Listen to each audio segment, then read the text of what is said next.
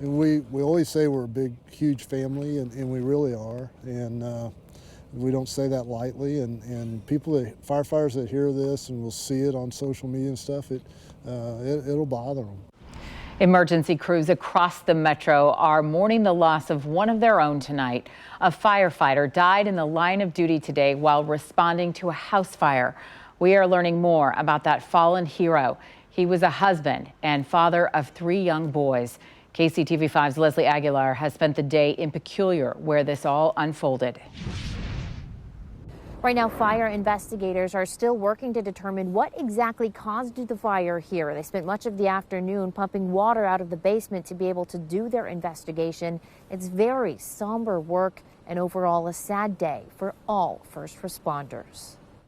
It was around 11 o'clock on an otherwise beautiful Sunday when people in this Peculiar, Missouri neighborhood were drawn outdoors by the sound of sirens. You wouldn't believe how much smoke there was. ALYSSA Cleveland lives just behind the burned house. She watched the first alarm of firefighters arrive and start fighting the flames. We heard a bunch of the guys yelling on their mics and yelling from inside the house, bring more backup, bring more backup. The first firefighter to step inside the burning house was 30-year-old Chuck McCormick. Shortly after going in, the floor collapsed and he fell to the basement. They were yelling Officer 5, where are you? And he wasn't responding. And next thing I know, we walked down the road a little bit, but when we got back, his equipment was out here laying in the yard and it was just charred. His oxygen tank charred, everything was, the fire marshal was taking pictures of it all. Paramedics tried to revive McCormick, but he died on the way to the hospital.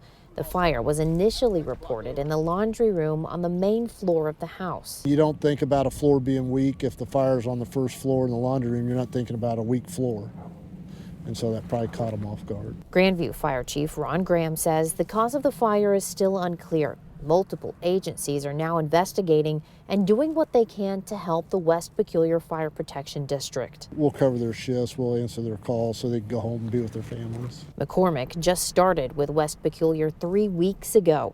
He's from Georgia, but has lived in Missouri for at least the last 4 years with his wife and 3 young sons. It's sad to think that somebody protecting lives of others lost their life, and I know I'll never forget it. It's really sad to think of something like that when they put their lives out there, but even knowing that they have families to go home to too.